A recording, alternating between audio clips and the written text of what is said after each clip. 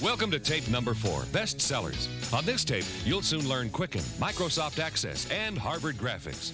Sit back and watch the Computer Tutor tapes at your own pace. To find or review a certain topic, just check the index card and quickly go to just the right place on the tape. Use the on-screen locator window to fast forward or rewind to just the right place. Now here's the Computer Tutor herself, Kim Komando. One of the most important things to all of us is our personal finances. You know what this is. It's a checkbook. And with it, we write checks and we fill out our deposits and we take money out and we put money in the bank. And then we also have to use a calculator to figure out how much money we have in the bank. Maybe you're adventurous kind and used a logbook like this. It's a little more extensive, but either way, it's still a hassle. You get the bank statement, you have to reconcile it, use the cash machine, forget to write something down, forget it. Well, it's much easier with Quicken. You can do your budgeting, you can plan for the future, you can take care of all those tasks that used to eat up your free time. You're learning Quicken for DOS, and follow me and I'll show you. Here at the system prompt, because it's a DOS program, we have to type the command to start the program. I type Q, press enter, and Quicken will appear on the screen. Now, because it's the first time we're using the program, we get this welcome screen. New user assistance. Option number 1 is a good idea to see an overview of Quicken when you're at home and you have the time. I'm going to select option 2 to set up the Quicken data. Type in 2, press enter to continue, and I see an explanation of files and accounts because that's really the basis of Quicken. Well, a file has one or more accounts. Press enter to continue, and I can see that Quicken offers me 6 types of accounts. Now, I want to make sure that you're paying attention because there is going to be a quiz. Well, we probably are going to select a bank account, but you can see there's other types of accounts too. Press enter to continue, and now there's categories. When you're using Quicken, make sure you always select a category. And a category, for example, as you see on the screen, tracks income such as salary. And your food bills, well, that category would be groceries. Because there's so much you can do with Quicken, there's also business categories. Press enter to continue, and we get that first question from our pop quiz. Well, which statement below is true about an account? Well, I'll help you out. It's option 2. An account includes a checking account, a mutual fund, or a credit card account. It's certainly not option 3. I mean, Independence Day celebrates the birth of an account. Press enter to continue, and isn't that a surprise? We got it right. I'll press enter to continue again, and now it's a question about what a category is. Well, it's option 2 again. The answer is 2. It's not 1. I mean, I wouldn't want to get a category as a birthday present. A category helps you track income and expense items, such as the groceries, commissions, or taxes that we all have to pay. Press enter to continue, and we got the answer right again. And here we are, we're to set up an account. We learned what a file and account was. I'm going to choose the account type, or option 1, the bank account, because we're going to make a checking account. Press enter to continue, and Quicken gives me a name as my bank account. I'm going to accept Quicken's recommendation by pressing enter to continue. Now Quicken is asking me for my account balance. Let's say my balance was $1,000. I just type in the number and press enter to continue. And now I can type in today's date, or January 3rd, 1993. Quicken takes the date when you press the tab key from the clock inside the computer. Press enter to continue, and enter to continue again, and now we're asked to confirm all the information we typed in. The account type is 1, a bank account. This is what I named my account balance, and as of today's date. Press enter to continue, and you see a big note on the screen. Now I can do it myself, but what this note is that there's an assistant for you right inside Quicken. It's called the File Assistant, and when I press enter to continue, the assistant is going to help me out. Press enter to continue, and you can see the File Assistant just did a whole bunch of things. What we're going to do is first we have to select our preferences, but the bottom line is we're going to create a new file because this is normally the first thing you do. Press enter to continue, and now we need to select set up a new file. I'm going to keep continuing by pressing enter. Now the File Assistant is asking us the name of a file because we are going to save all our information inside the computer. As you learned in tape 1, a file name can have up to 11 characters, but in Quicken you only get 8 characters. I'm going to call the file name checking, so this way I can look at it and I know what's inside. Press enter to continue, and now Quicken says, is it okay if I put it on your hard disk in the Quicken directory? Well, I'm going to say it is okay by pressing enter. And now we need to select what categories we want to use. Quicken gives me a couple of options. Well, I'm setting up my home checking account, so I want the home categories. But on the right-hand side, you see that Quicken also has business categories. You see, there's so much you can do inside Quicken. You can also keep your checking account for a small business on this program too. I'm going to select just the home categories, and you see option 1 there. Press enter to continue, and you see the file assistant just created the file for us to use. Press enter to continue again, and now you see the file assistant setting everything up for us. Enter again, and then now we see that Quicken has added our checking account as on our list of accounts that we can use with the program. Press enter to continue again, and now the file system tells us that the work is all done. And here we are again at the welcome screen, and I'm going to escape to go back to the main menu, because what's the first thing you do after you set up an account? Well, we write checks, and that's what we're going to do.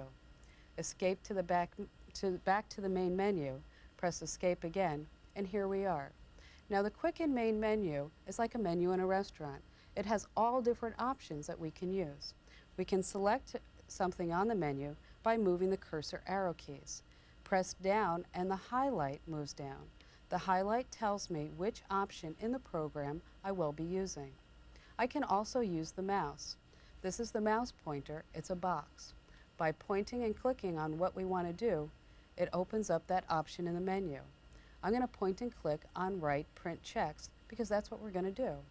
By pointing and clicking, you see a check on the screen that looks just like those in your checkbook. The date, again, is generated by the system clock inside the computer. See, there's a clock inside the computer that keeps track of the date, and Quicken goes out there and puts that date automatically in my check. By pressing the plus key, the date goes up, and it's a kind of a handy little feature. Every time I press the plus key, the date goes up. By pressing the minus key, the date goes down. When I press the tab key, I'm right here to tell Quicken who the check goes to, just like as if we were writing a regular check. I'm going to write a check to the water company. So I'm going to type in who the check is to, or the water company, just as if I was writing a regular check, only by hand. Press the tab key, and now I'm ready to enter in the amount of the check, or $38.25. Press the tab key again, and Quicken automatically fills out the amount just like the bank likes it. Here in the address field, I can type in the address, which will be used if I have one of those clear envelopes that has the window on it. But the water company gives me the envelope, so I don't need to type anything there.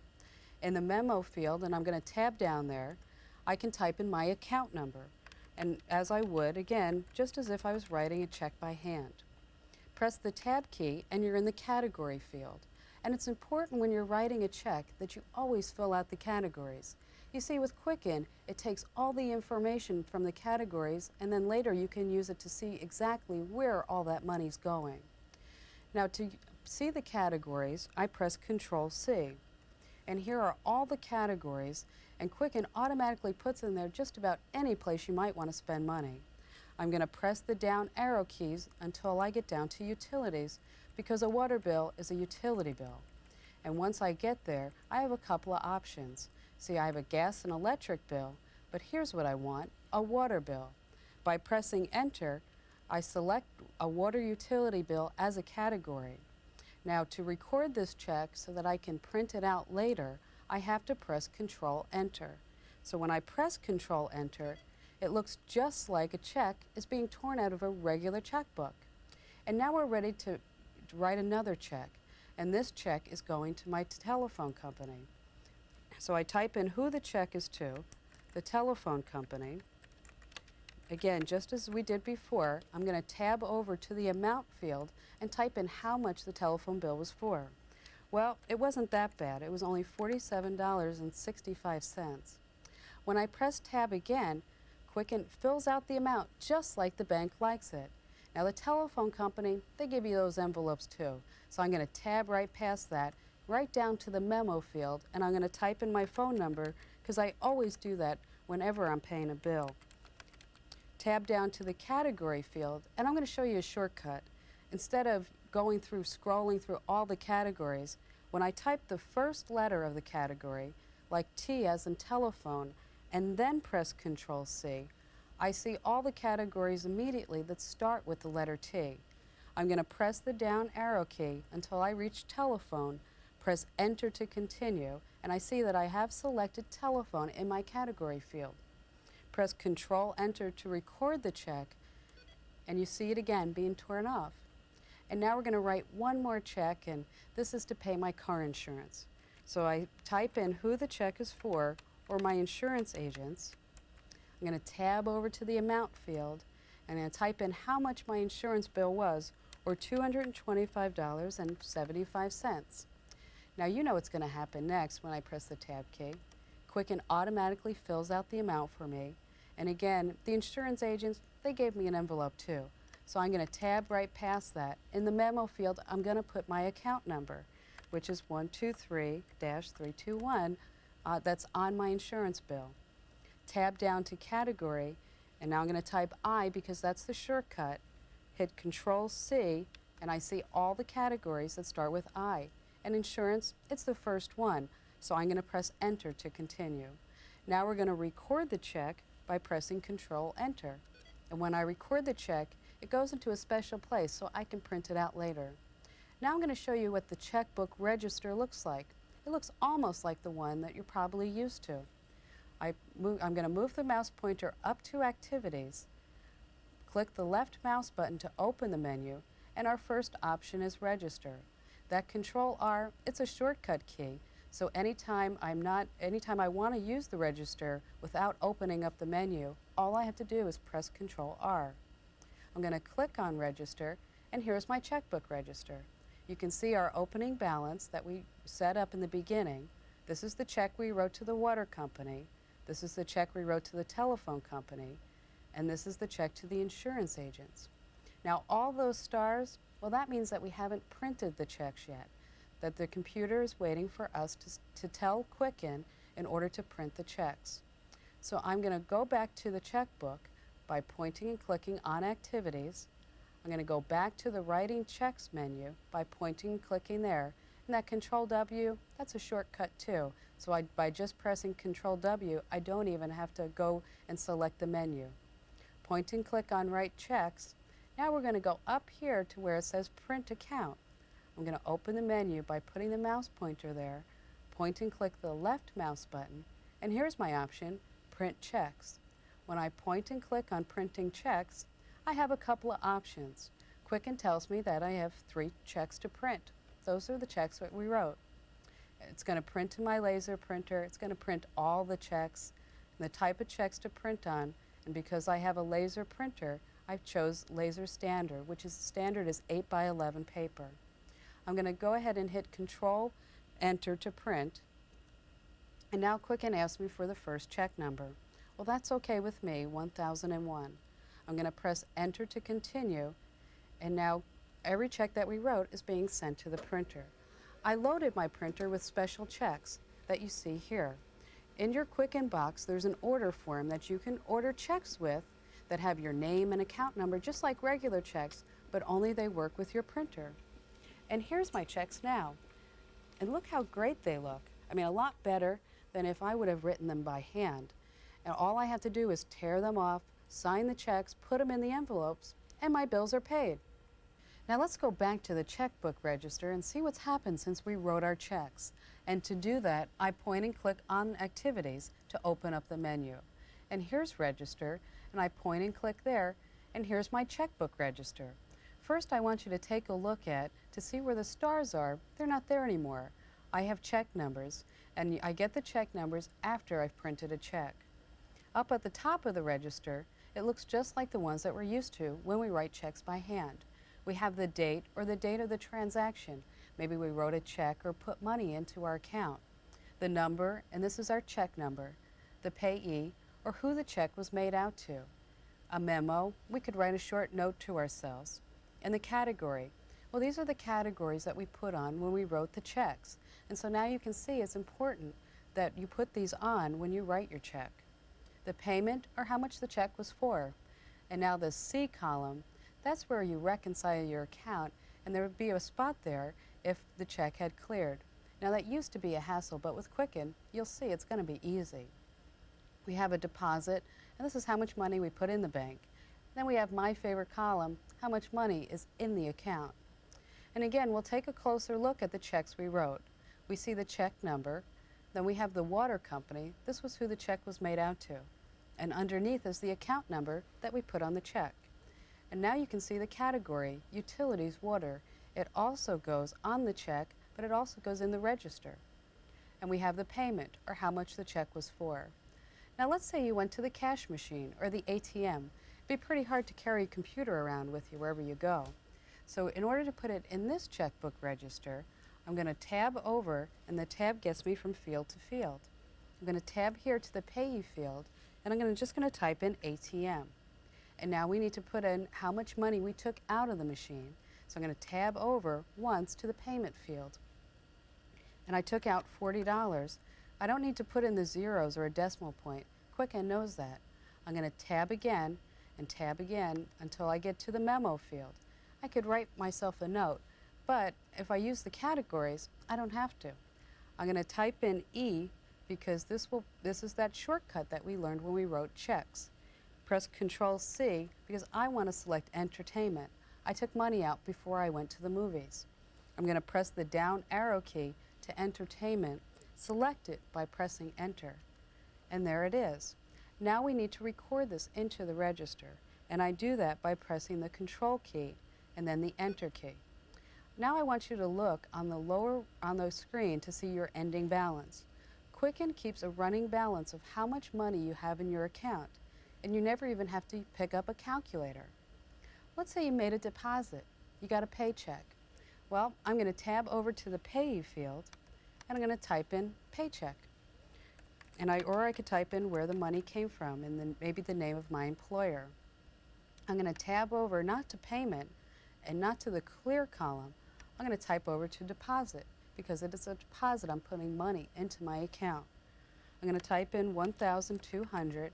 Again, I don't have to put the zeros because Quicken knows that. I could put a memo. Maybe it was a bonus. But if it was my salary, I need to use those categories.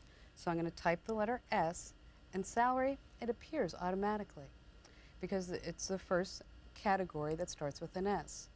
I'm going to press Control Enter to record this. And again, my balance, hey, it went up. Good news. And now we're going to write one more check.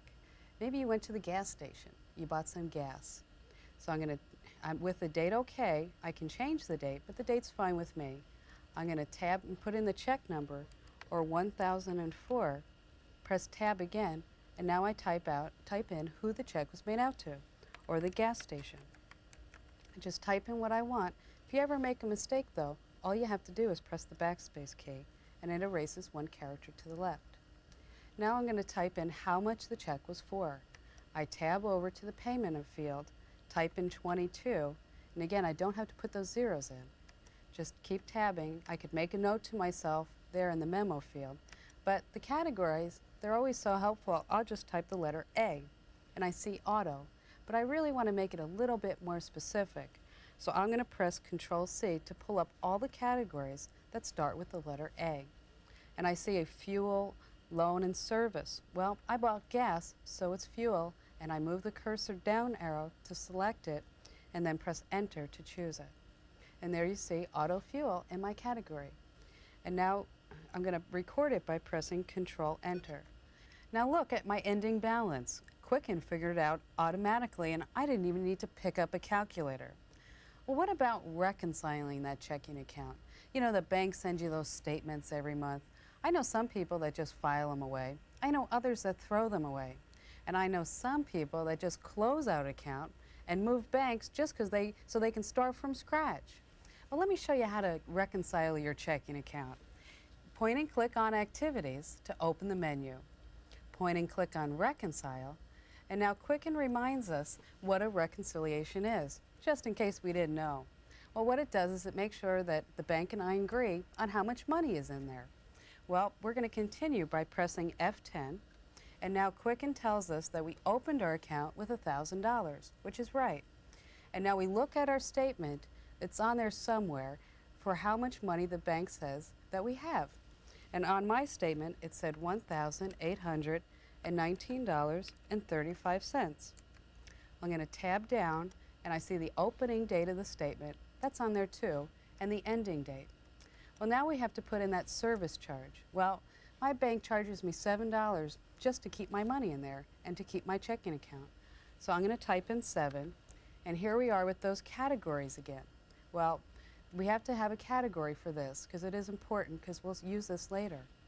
By pressing Control C, we have all our categories again. Well, I'm going to go all the way down by pressing the down arrow key to bank charge because there's one there. So I'm going to accept this by pressing Enter. And now if we get any interest on our checking account, we could tab down there and type it in. But I don't, so I'm just going to press Enter to continue. When I do that, here's my reconciliation report. It looks a little scary, but it's really not. Up at the top, you see all the transactions that were in my checkbook register. My paycheck, when I took money out of the ATM, the water company, the telephone company check, and that gas station check.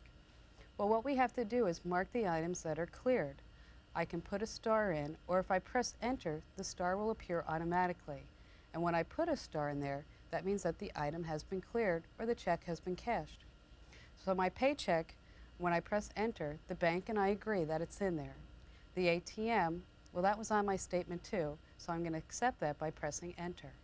The water company, they cashed the check, so I'm going to say that it's cleared by pressing Enter. The telephone company, they cashed their check too, and so I'm going to press Enter because the check's cleared. The insurance agents, yep, they cashed their check, so I'm going to press Enter. And the gas station, well, he took his money, he took his check to the bank too. So I'm going to press Enter. And now on the bottom of the screen, it's a reconciliation summary. I mean, that's all there was to reconcile the account. And now Quicken said, tells me that I had 6 checks, 1 deposit, tells me what my balance, and it says that there's no difference, which was good news. I mean, it's not that tough. And so now to continue, all you have to do is press Control and F10. So I'm going to press Control F10, and even Quicken says, hey, congratulations, your account balances. Now it asks me if I want to print a reconciliation report. Well, I'm going to say yes because I do like to keep these filed. So I just type in Y for yes. I press Enter to continue, and I get a full report on what I did. But beforehand, I have to say where I want the report to go. Well, I want option 1 in a report style, so I'll accept that by pressing Tab. The reconciliation date, well, that's today's date, so I'll accept it by tabbing down. The report title, I'll just say checking, but I made a mistake, so I'll have to press the backspace key. I made another mistake. I do type sometimes well. So I'll just say checking. And now it asks me if I want a full report or summary. I'll just take a summary because it really cleared okay. By pressing Control Enter, my report will go to the printer. And now you can see it soon will be coming out. Now, if ever your checking account doesn't reconcile for some reason, this report is a good way of tracking down where something went wrong, whether it was the bank or whether it was you. Maybe you forgot to put something in your Quicken account, because it sometimes happens because we all get so busy. Let's take a look at the first page of our report. And here we see it's a bank statement, tells us all the transactions that cleared. It's a little bit more detail of what we saw on the screen. And then here's our second page. It says the items that were uncleared. And so if your statement ever doesn't balance, your bank and yourself don't agree, this is a good way of figuring out where who and what went wrong. Now that we've reconciled our checking account, let's take a look at the checkbook register and see how it has changed. With the main menu, I have Use Register highlighted, so all I have to do is press Enter to go there. When I do, I see my checkbook register. Over here in the C column, where there was nothing before, there are now X's. This tells me that the items with the X's have been cleared and that the checkbook has been reconciled, and it balances in certain areas, or the areas with the X. But there's also some other things you can do in Quicken. Maybe do that budget you've been promising yourself to do. Let's go to the Activities menu and open it up. And there I point and click to open up the menu. My third option, Set Up Budgets. I'm going to point and click on Set Up Budgets, and here it looks like a blank budget. Now I could go through item by item, month by month, and put in the numbers myself, but I'm going to let Quicken do the work for me. First, I go up to the Edit menu, point and click on Edit to open it up. Down here I have Budget Transfers, and I need to put a check mark before that. What this tells Quicken is I want to take all the information out of my checking account so far and build a budget for me. So I'm going to get a check mark there by pointing and clicking on Budget Transfers. Now it still looks blank, so we have one more step to do. I'm going to point and click on Edit to open the menu. Up in here I have Auto Create. This means Quicken's going to create my budget for me. When I point and click on Auto Create, it asks me some questions. Do I want to copy the information from this month through this month? Well, yes. Do I want to place the budget starting in the first month? I sure do. And do I want to round the numbers? And then the last question is, do you want an average? Well, I don't think that's necessary, so I'll go item by item and press Enter to accept each one. Press Enter to continue, and now you see Quicken has taken the numbers out of my checking account and put them to create a budget. And that's why it's so important to use those categories, because the information goes several places. You can see my salary income, and this was our paycheck that we put in the register. And now to see the bottom of the screen, I'm going to move the mouse pointer over to the scroll bar. That's like an elevator. When I move the box down, it'll move down. So I'm going to point and click on the down arrow to see what else is in my budget. Each time I click, it moves down a little bit. And as we see our auto expense, there's auto fuel. That was the check we wrote to buy gas. We keep going, we can see that bank charge that we did, and all the other checks we wrote, even that ATM, $40. That's our insurance, and then pretty soon we should be able to see our water bill, or there's our telephone bill, and there's our water bill. And then we can see everything else about our checking account that's in the budget. You can see the total budget inflows, which are the money that you put into your account, minus the money that you used for expenses, and what the difference was. It's a great way of keeping track where your money is and where it's all going. Let's go back to the Writing Checks menu. We do that by pointing and clicking on Activities. I'm going to point and click on Write Checks, and here we are, right where we started with that check on the screen. But I'm going to show you something else.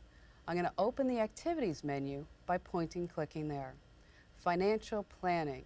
Well, it sounds scary, but it's not. I'm going to open up that menu by pointing and clicking.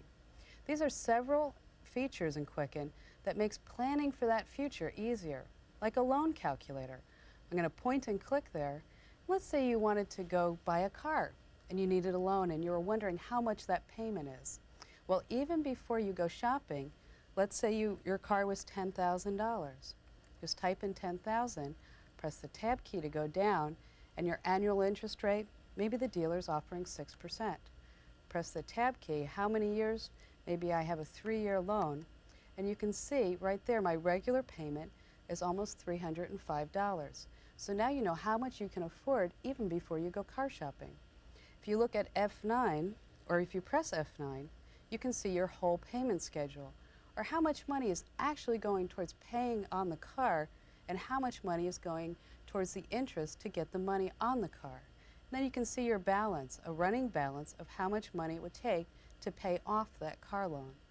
When you're all done taking a look at it, just press the Escape key and press the Escape key again. And there's one more financial planning tool I'd like to show you. Point and click on Activities to open up the menu. Point and click on Financial Planning. And what about college planning? We need to plan for our future, they say. So let's say you had a child going to college, and the current tuition maybe in your state for a state college is about $5,000. So we type in 5,000. How many years until your child goes to college? Well, maybe it's 4 years. So I'll type in 4. And the number of years enrolled, well, typically you're in college for 4 years. And then the present savings, this is how much money you have in the bank, and maybe you don't have any. Here, Quicken tells me that I need to put away over $2,800 just to save up enough before my child goes to school. It also gives me a 4% inflation rate that's predicted. If you want to see your payments, all you have to do is press F9.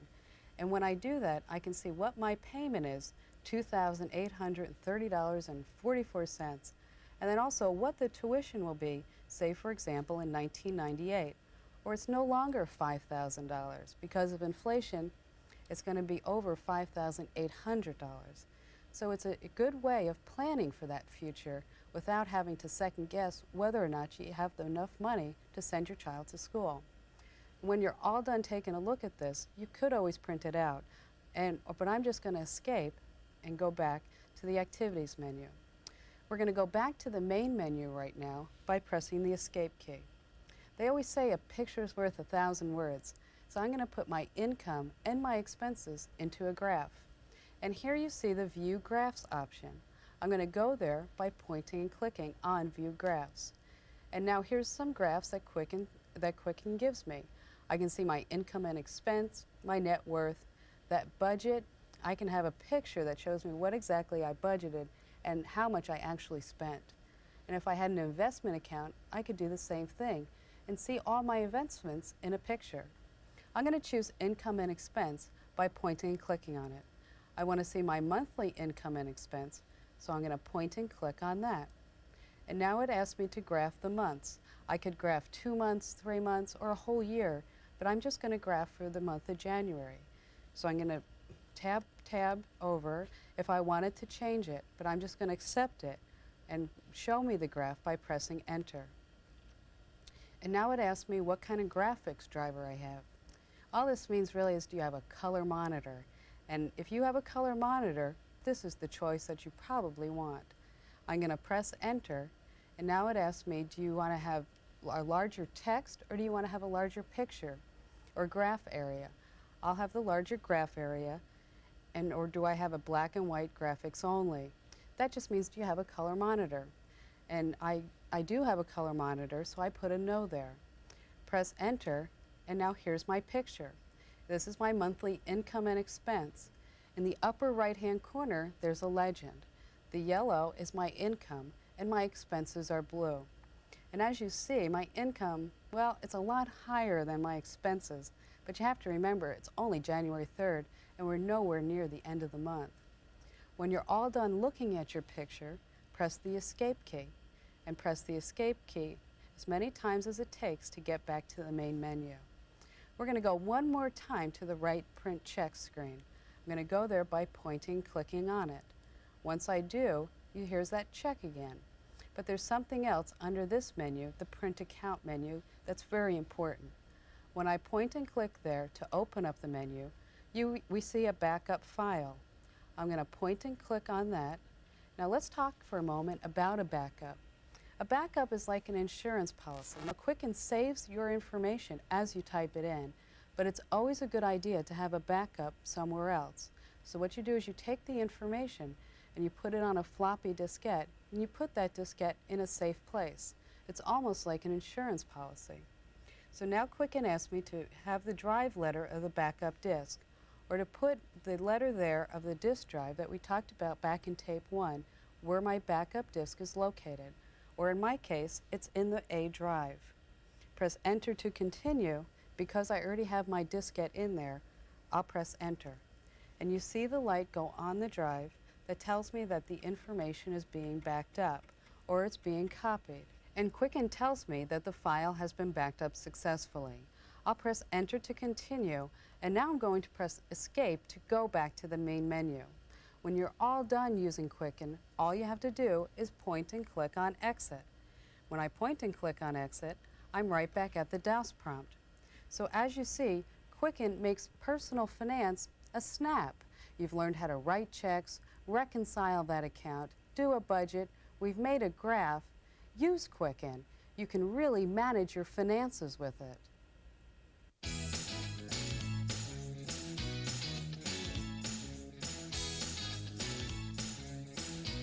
Probably the most important thing on everybody's mind are their personal finances, how much money they have.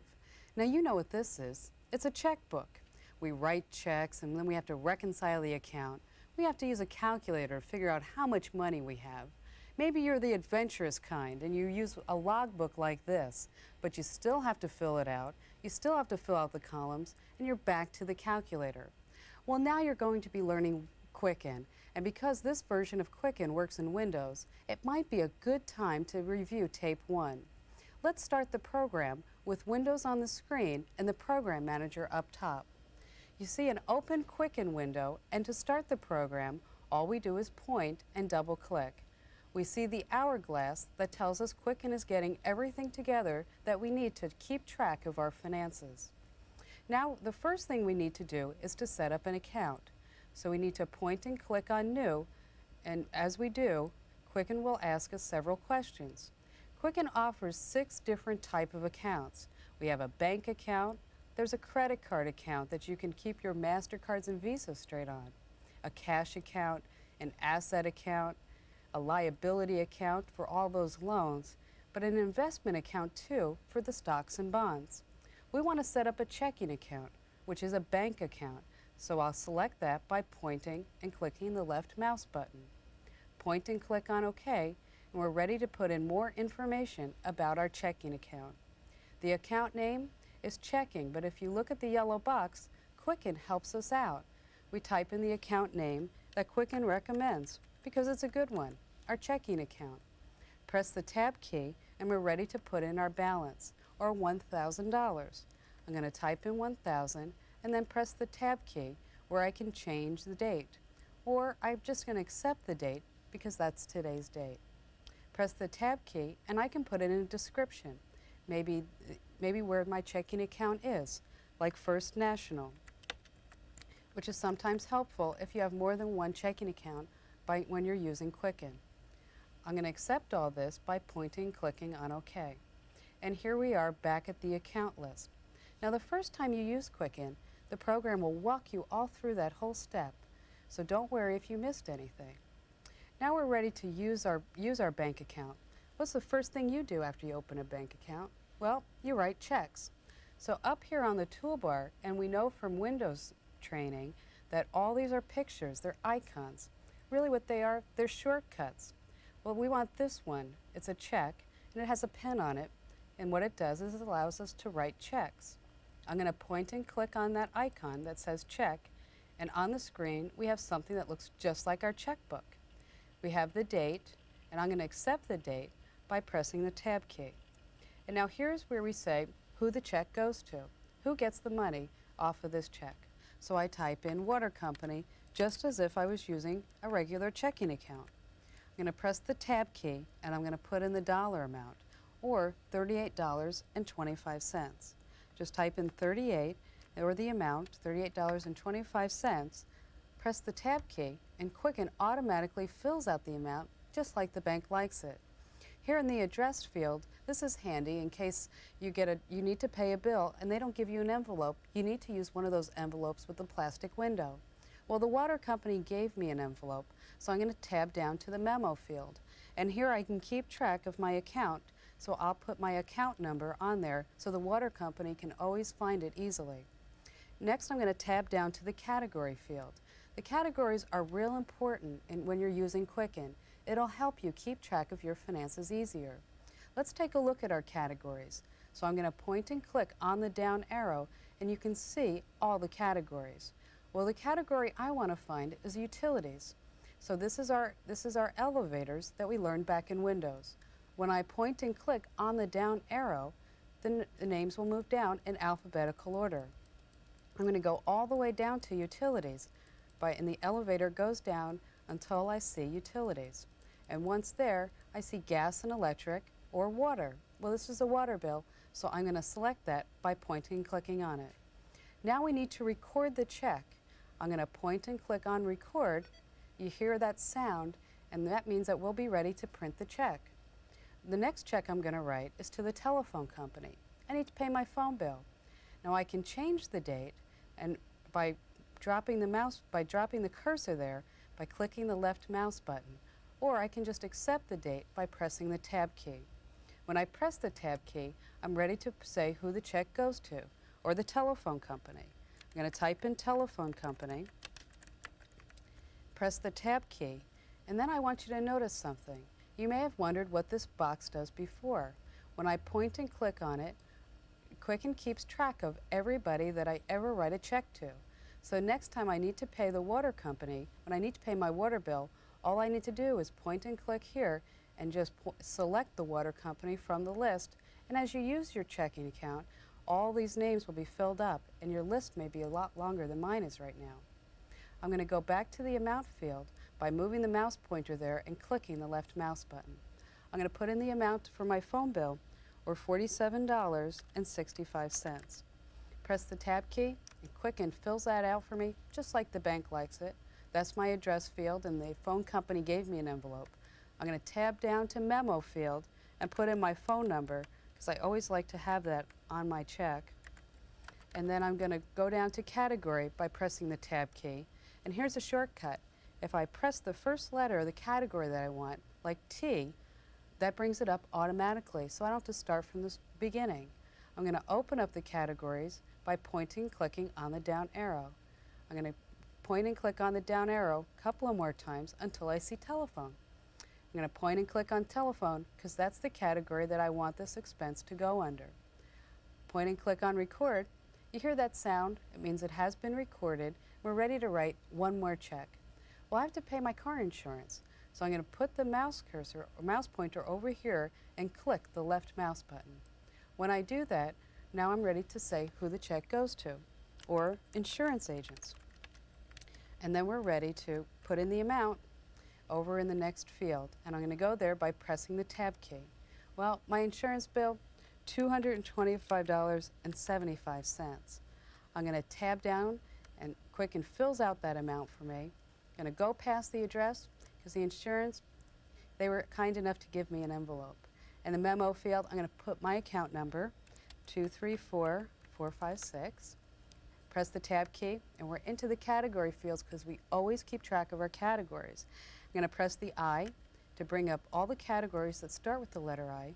And insurance, it was the first category that starts with the letter I, so it comes up automatically. I'm going to point and click on record to record the check. And now that we're all done, I'm going to close my checkbook by pointing and clicking in the control panel that we talked about in Windows. Point and double click there, and the window is closed. And now we're ready to print our checks. To print your checks, just point and click on File, which opens up the menu. And here we have Print Checks, and I'm going to point and click there, which brings up a whole print menu, and it tells me that I have 3 checks to print for $311.65. And we didn't even pull out a calculator.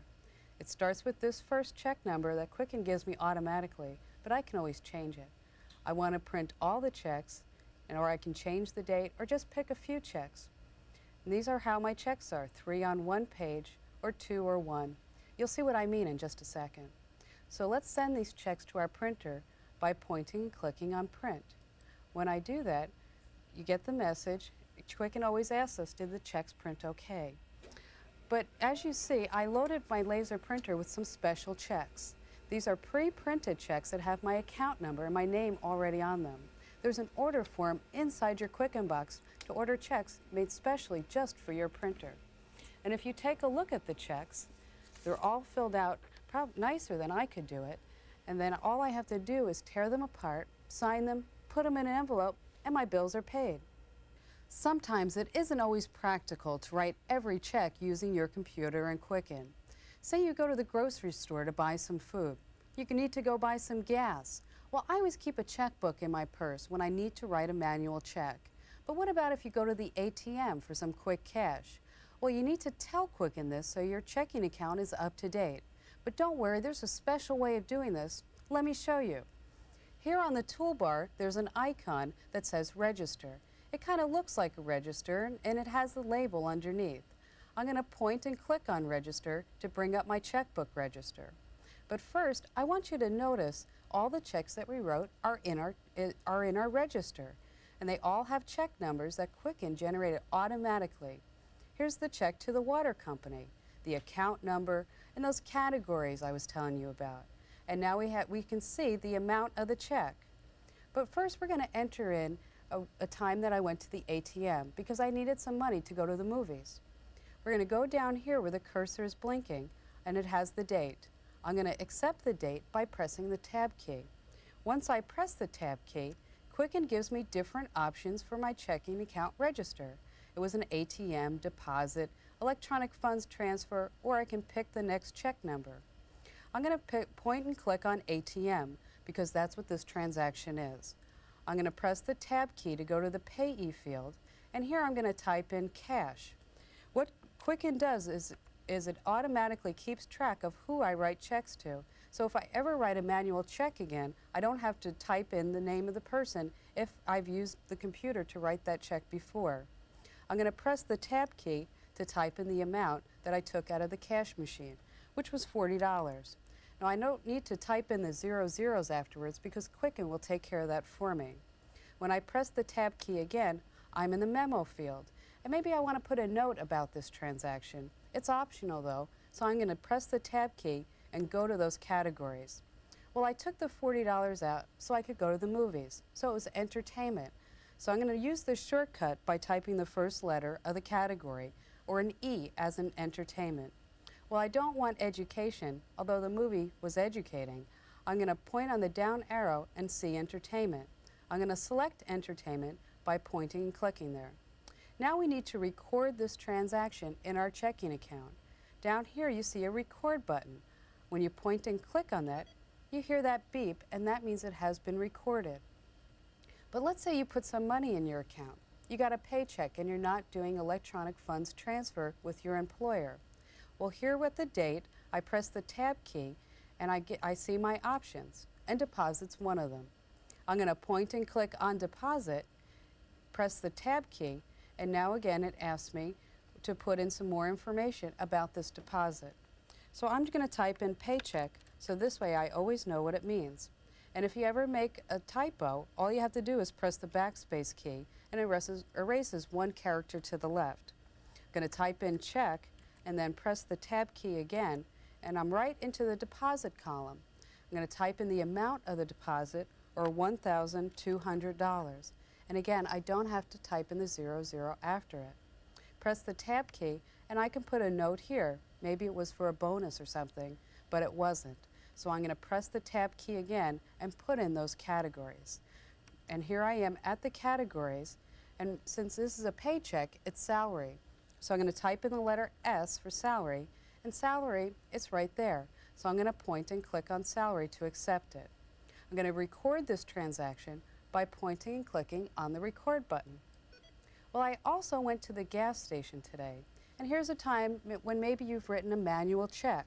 I'm going to accept the date by pressing the tab key.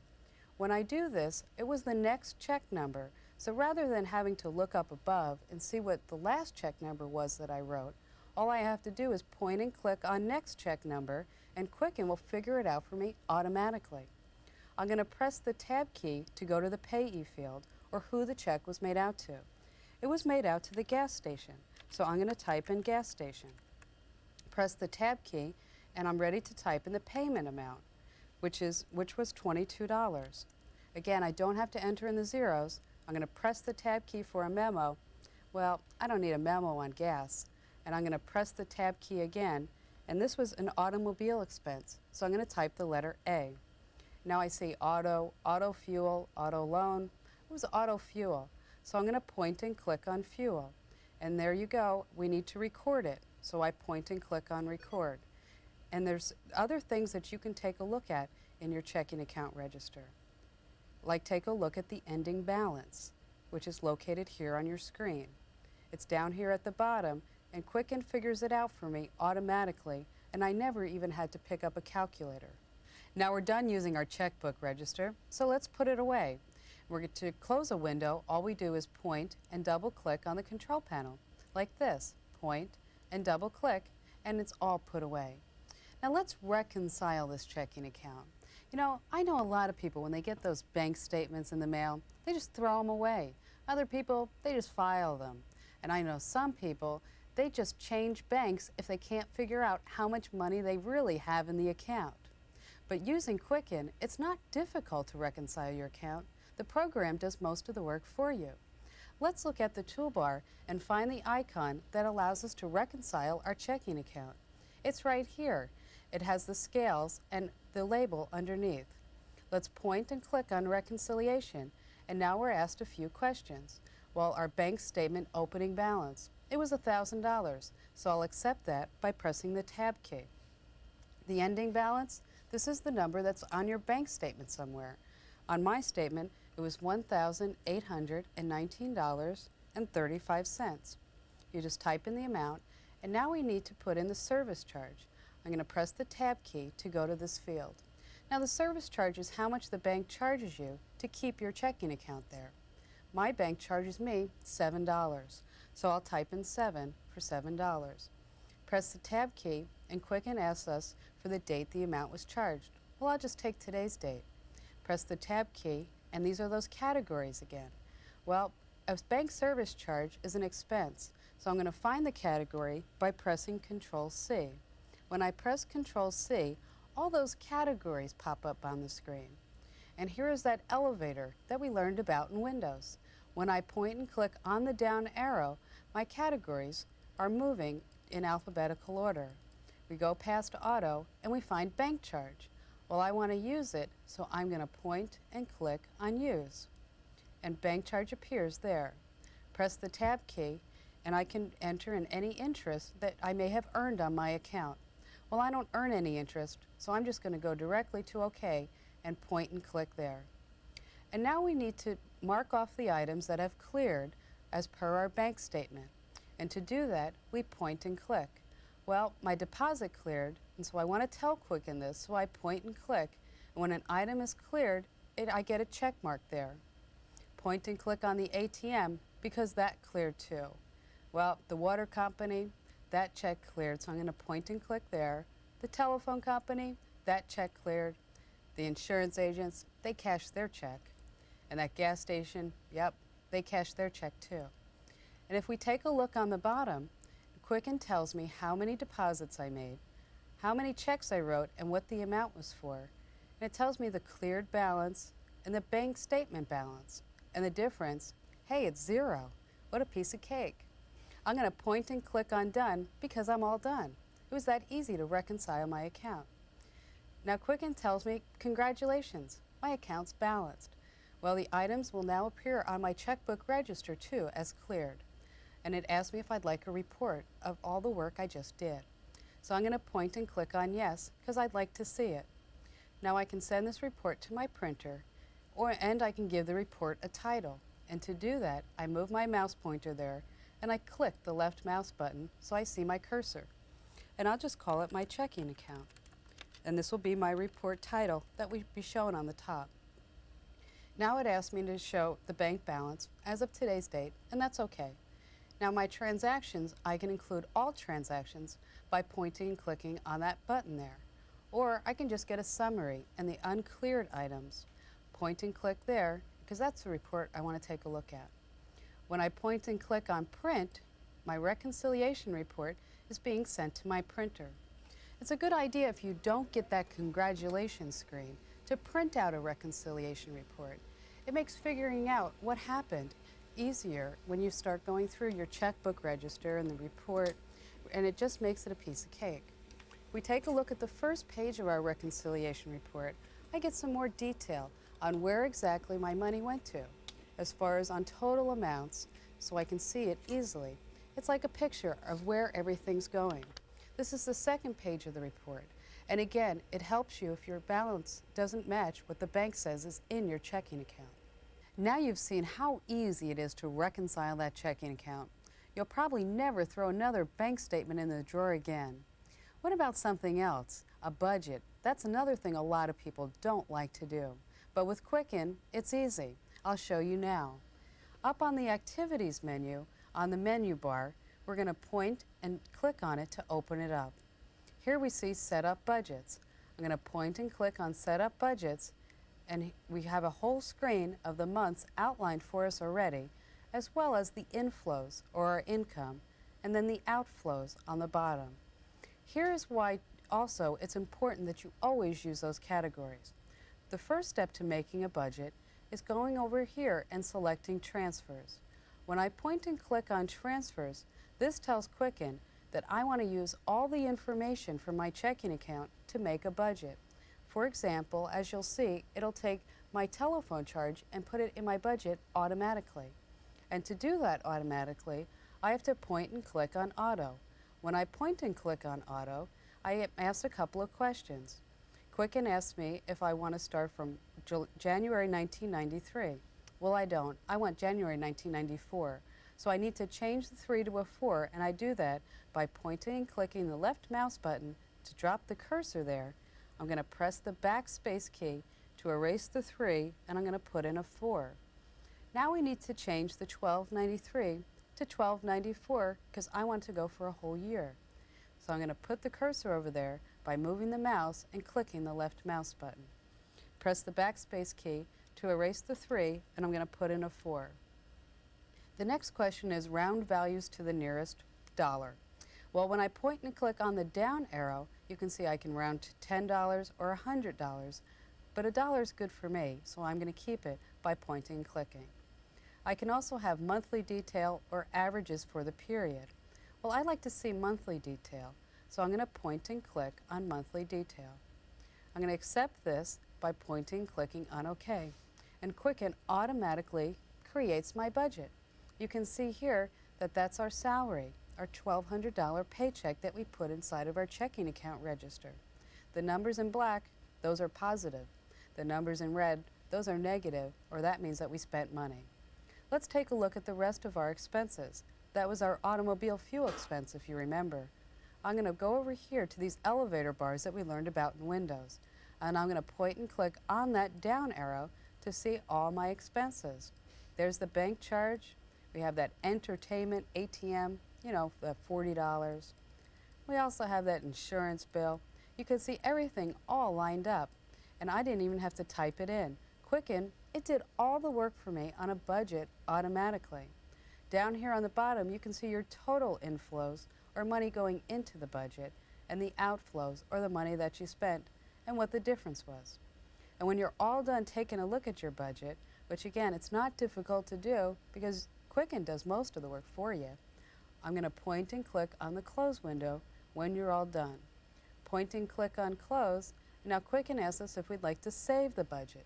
Well, I'm not going to save it, so I'm just going to point and click on No. And we're right back here with our main menu and the icon bar. There's also something other in the Activities menu that you should see. These are financial planners. I'm going to point and click on Activities to open up the menu. It's down here, Financial Planners. When I point and click on Financial Planners, I can point and click on Loan. And when I do that, it's a loan planner. This is handy for when you want to go get a house loan, or maybe you're car shopping and you want to know how much of a car that you can afford. Can you spend $10,000 or $15,000, and what that monthly payment is. Well, we see the loan amount, and that's 0. Well, I need to put in $10,000 right now. So I'm going to put in $10,000 because I want to buy a $10,000 car. I'm going to press the Tab key, and Quicken, and I can change the Quicken amount from 8%. I'm going to change that to 6%. And all I have to do is type in the 6. I don't have to put in the percent. Quicken knows that. Press the Tab key, and it asks me for the number of years. Well, 30 years is typical on a house loan, not a car loan. So a car loan, I just need to type the number 3, press the Tab key, and I have 12. I pay my car payment every month, so it's 12 periods per year. So you see my payment per period, $304.22. I mean, Quicken did everything. I didn't even need to pick up a calculator. And now we can take a look at the schedule. It's up here by pointing and clicking on Schedule. And once I do that, I can see my payment numbers, also the principal, or the amount that's actually going towards paying off the car, the interest on that loan, and what the balance is, so that this way when I go to the bank and say, I want to pay off the loan, I know how much it is. You can print this out, or I'll just close it by pointing and clicking on OK. I'm going to close this window or put it away by pointing and clicking on Close. Another handy financial planner is one that has to deal with college, planning for the future. I'm going to point and click on Financial Plannings, point and click on College, and this is the College Planner. Let's say you had a child that hopefully they would go to college someday because it is so important. You need to save money so that they'll be able to go. So it's a good time to start, but the question always is, how much do I have to put away? Because it is a calculation. Well, let's take a look at Quicken because it's easy with Quicken. The annual college cost, well, this is how much it might cost for the child to go to school today. So maybe it's $5,000 a year at a state college. I'm going to press the tab key, and this is years until enrollment, or maybe it's 4 years before the child actually goes to college. So I'm going to type in the number 4, the number of years enrolled. Well, most people are in college for 4 years, so I'll accept the 4, and I'll tab to the current college savings. Well, let's say I haven't saved anything, so I'm going to press the tab key again, and this is my annual yield, or how much money or a percent I'm making on my savings. Well, I make 4% on my savings, so I'll type in the number 4. Press the tab key, and now Quicken asks me for the predicted inflation rate. So you know what Quicken does is it takes all this information and it puts it so that I have an accurate number on how much I need to save. Well, the 4%, that's fine by me, but I want you to see right here that it calculated it on the 4%. You can see my annual contribution, or the money that I have to put away so that my child can go to college, is almost $3,000 a year. And I can look at the schedule of payments or how I'm going to put the money in the bank by pointing and clicking on schedule. And once I do that, you can see the years, the deposit, and what the tuition is, not today, but with the inflation rate. And Quicken, it takes into consideration the percentage that I make on my money and also the inflation rate. And you can see what my balance is. You can close this by pointing and clicking on close. When you're all done using the college planner, you can put the window away by pointing and clicking on close. We can also do a quick graph with Quicken. You know, sometimes you ask yourself, hey, where did all the money go when you look at your checking account? Well, a picture is worth 1,000 words, especially when it has to do with your money. So let's make a quick graph using Quicken. Up here on the icon bar, we see a picture or an icon that looks like it has a bar chart, and it said graphs underneath. So I point and click on graphs, and now I have all different types of graphs I can create. An income and expense, the budget variance, that just means you'll see in a picture how much you budgeted and how much you really spent.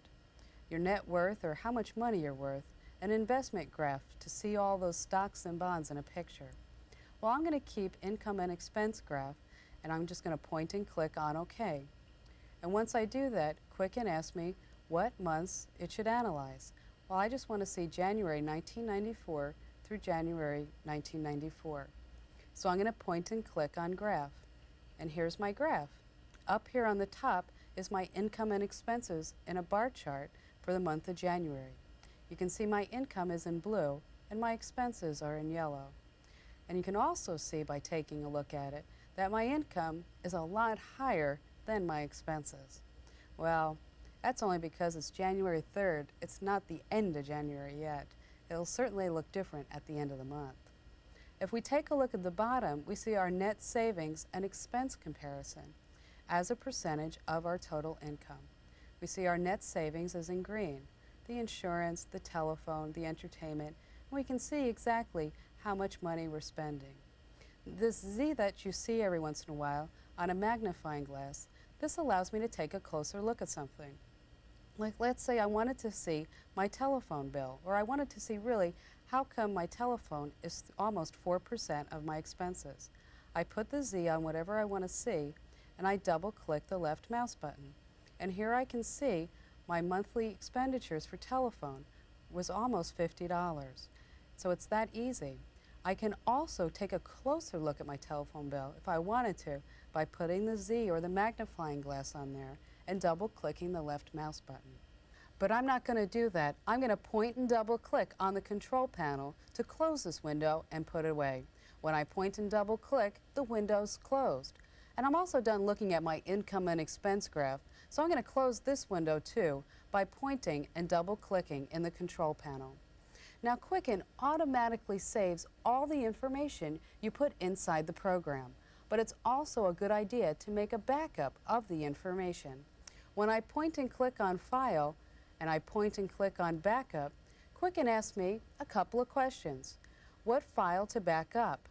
I can back up the current file or select a file from a list. It also asks me the backup drive, and as you know from tape 1, the A colon is the first floppy disk drive in my computer. I'm going to select A drive by pointing and clicking. And now I have to take a floppy diskette and put it inside the disk drive. So I take my diskette and I slide it in. When I hear it click, it's in there all the way. When I point and click on OK, Quicken will start backing up the information. A backup is like an insurance policy. It's always good to have a safe copy of all your information, just in case.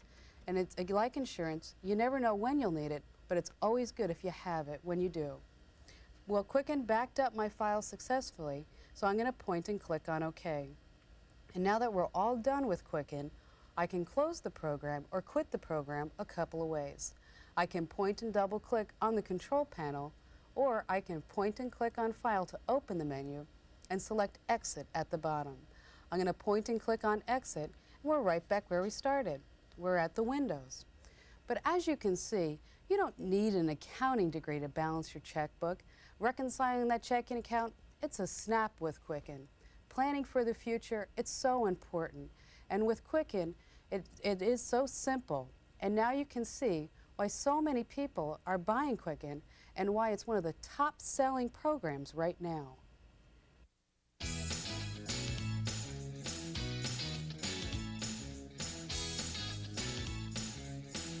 We live in a world full of lists. We have grocery lists that we need to keep track of everything that we need from the market. We have a things to do list, these handy pre-printed forms that we fill out. What about things to do this week? It's another pre-printed form. My Rolodex, another list of all my names and addresses of all my customers. We have a phone book. It's another list of all the people and businesses that live around me. I mean, you'd think somebody would come up with a list just to keep track of all the lists. When you're talking about computers, a list isn't called just a list. It's called a database. And when you need to keep track of any list, Microsoft Access is there to help you out. And because Access works with Windows, it might be a good time to review Tape 1. So let's get started with Windows on the screen and the Program Manager up at the top. In the Open Microsoft Access window, we see the icon or the picture that starts the program. When I point and double click, Microsoft Access is getting everything together that I need to keep track of all my lists. The screen that welcomes you to Microsoft Access has a few good ways to help you get started. By pointing and clicking on this button, you can create a new database. Point and click on this button, and you can take a look at a sample database or a sample list. When you point and click on this button, you can get a quick introduction to the program. I'm going to close this window by pointing and clicking on the Close button because we're going to make our own list. I'm going to make a customer Rolodex file, but using Microsoft Access. Now to do that, I first have to open up a new file or a new database or a new list. And to do that, I point and click on File to open the window. I select New Database and I point and click there. And now Microsoft Access asks me for the name of my list or the file. And I'm going to call this my customer list, but I'm going to shorten it up to CUST. I'm going to point and click on OK to accept that as my file name. And now Microsoft Access is asking me for a table. Well, a table, all it is the information that I want to put inside my list, like my Rolodex cards. On my table, I have the customer's last name, the customer's first name, the company, the address, the city, state, and zip code. So we need to use this with Microsoft Access, and in order to do that, we need to create a new table. So I'll do that by pointing and clicking on New. That brings up a whole table. Now we have different field names. Well, a field name, if we take a look at my Rolodex card, is a last name, is my customer's first name, is the customer's company, address, and so on. So let's start at the top by typing in our first field name. And our first field name is the customer's last name. So I'll type in last name as the field name. Now when you're typing in a field name, you can't have any spaces, and that's the only reason why there's no space in between last and name. I'm going to press the Tab key to select the data type. Now the data type is the type of information.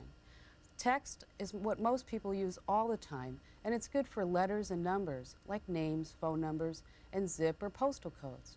So I'm going to accept text by pressing the Tab key, and here I can type in a description. Maybe it's customer's last name, as in my case. You type in the description, and afterwards, you're ready to go to the next field name, or the customer's first name. And I go there by pressing the Tab key. And now I'm ready to put in my next field name, which is first name, because here we're going to have the customer's first name. I'm going to press the Tab key to select the data type. And again, text is good because it is their first name. I'm going to press the Tab key to select it, and now I can type in my description, which is the customer's first name. And after you type the description, we're ready to go. But as you see, I made a little bit of a mistake.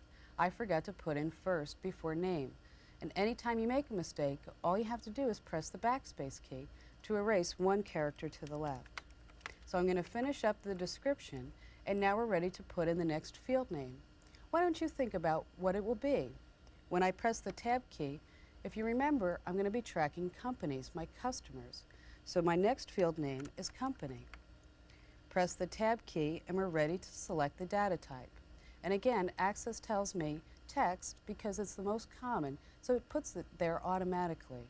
I'm going to accept text by pressing the Tab key. And now we're ready to put in the description that I'll simply say is the customer's company. And now we're ready to put in the next field name by pressing the Tab key, which is the address. I type in address as the field name, press the Tab key, and I'm ready to select the data type, which is text. I'll accept it by pressing the Tab key. And the description, well, this is an easy one. It's the customer's address. And as you can see, everything is matching my Rolodex card. Press the Tab key, and this is the city. And I'll press the Tab key again for the data type. I'll accept text by pressing the Tab key, and now we're ready to put in a description, or the customer's city.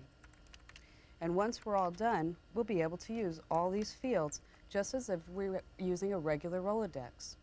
I press the Tab key, and we type in the state. The Tab key again to select the data type, that's text, and press the Tab key again, and we're ready to type in the description of the field, which is the customer's state that they're located. Press the Tab key, and we have one more, and I'm sure you figured it out by now. It's going to be the zip code. So I type in zip code, and again without the space, because text is good for numbers and letters, press the Tab key and I have text, press the Tab key and I have a description that is the customer's zip or postal code. So I'll type in customer zip code, and now we're ready to have one more step in our table. Like phone books are organized by last name, it makes it easy when you know what you're looking for. My Rolodex file is also organized by last name. So say, for example, I need to find somebody whose last name starts with the letter D. All I need to do is find the tab with the D, and it makes it easier to find. Well, the customer's last name is called a key when you're talking about databases. It's the key to finding what you're looking for. Well, the first step to selecting a key is to point and click and to select what that key should be. Just like my Rolodex, it's a last name. So I'll point and click on last name to select it. Well, up here on the toolbar, there's a key, because this is the key to finding the information in our database. I'll point and click on key, and there you see, when I deselect it, there's a key right there. And the key tells me that all my information in my table is going to be organized by the person or the customer's last name. Now we need to save our table. We need to save the way that the information is going to be organized in our Rolodex. If I turn off the computer now, it's not going to be there next time unless I save it. So I'm going to save this by pointing and clicking on File, pointing and clicking on Save, and now I'm asked for a table name. Now this isn't a file name, this is a name of the table. So I'm going to call this my customer's address, because that's what the table describes. Now to save this as the name of the table, I point and click on OK. And once I do that, you see the table name right there. Now to close this window, the table customer address window, all I do is point and double click on the control panel and the window's closed. The next step is to create a form. Now we all know what a form is. It's a blank piece of paper with those little boxes we hate to fill in. But even if you hate filling out forms, you're going to like the way that we're going to fill out forms using Microsoft Access. We need to make a form for just our Rolodex file, and our blank boxes are going to have the titles last name, first name, company address, city, state, and zip code. So let's get started and create our form that we're going to do on the computer, and we're going to fill in using our keyboard, so we're going to have an electronic database or Rolodex file right at our fingertips. So let's create our form, and we do that by pointing and clicking on the form button. We need to create a new form, so I'm going to point and click on the new button. Now first I'm asked to select a table. Well, we made the table before and we called it customer address. When I point and click on this down arrow, I see customer address. So I'm going to select it by pointing and clicking to it. Now I could start from scratch and make a blank form, but in Microsoft Access there are these things called wizards, and the wizards will actually help you design a form and then make it for you. So I'm going to select the wizards by pointing and clicking on that button. And now I'm asked, what kind of form do you want? These are all the different kinds of forms that the wizards will help us create. I'm going to select a single column, and that's this form here. So single column is highlighted, so I'm going to point and click on OK to accept it. And now I'm asked, what fields do we want in the form? Or what about those boxes we need to fill in? Well, I can select them one by one with the single arrow here when I point and click. Every time I click, one of the fields goes over. Or I can take a shortcut and use this button with the two arrows. When I point and click there, all of them go over in one big swoop. And so now we're ready to go to the next step, so I'm going to point and click on Next. And now we're asked, what kind of form do you want? And you can see a sample right here. This is a standard form, and point and click, and now you see a chiseled form. Point and click, it's a shadowed form. This one's a boxed, and this one's an embossed. I like the boxed, so I'm going to point and click on that one. And now we're ready to take the next step, so I'm going to point and click on Next. And now we see the title that will appear on the top of the form. Microsoft Access takes the title from our table and puts it right there automatically. I'm going to accept that. I'm not going to change it, so I just want to open the form. I'm going to point and click on Open. And now the wizards, they've made my form for me. You see the title on the form. We see all the fields just as if it were my Rolodex file. So now we need to put our names into the form, so let's get started. Well, our first name is Glenn Pillar. His last name is Pillar, so I'll type that here. I just type in his name, and now we need to put in the first name, so I'm going to press the Tab key. When I press the Tab key, I'm into the first name, which is Glenn. So I just type in his first name, press the Tab key, and now I'm ready to put in his company name, or Chips Company. Press the Tab key, and now I'm ready to put in the address, or 876 Chestnut Street. I don't type so fast sometimes. Press the Tab key, and I'm in San Diego to type the city name. Press the Tab key again, and I'm ready to put in the state. That's California. And press the Tab key again, and I'm ready for the zip code, 90876. I want you to notice on the bottom of the screen, on the bottom you see something that says record. Every name in my Rolodex file is called a record. It's just the database. Just like a database is a list, a name in my Rolodex file, it's called a record. So now we're ready to put in the second name. And to do that, when I press the Tab key, we have a fresh form. We have more boxes to fill out, only this time it's for the second person in my Rolodex file, or the second name I want to put in my file. And this name is Harris. We're going to put in Jennifer Harris. So I need to press the Tab key, and I'm ready to put in her first name, which is Jennifer. Press the Tab key, and we're ready to put in the company, which is CompuParts. You just type as you normally would, press the Tab key, and we can type in the address, 43 Nutmeg Street. And you probably are wondering what we do next. Or maybe you're not, because you know we're going to press the Tab key. I press the Tab key and I'm ready to type in the city, which is San Diego.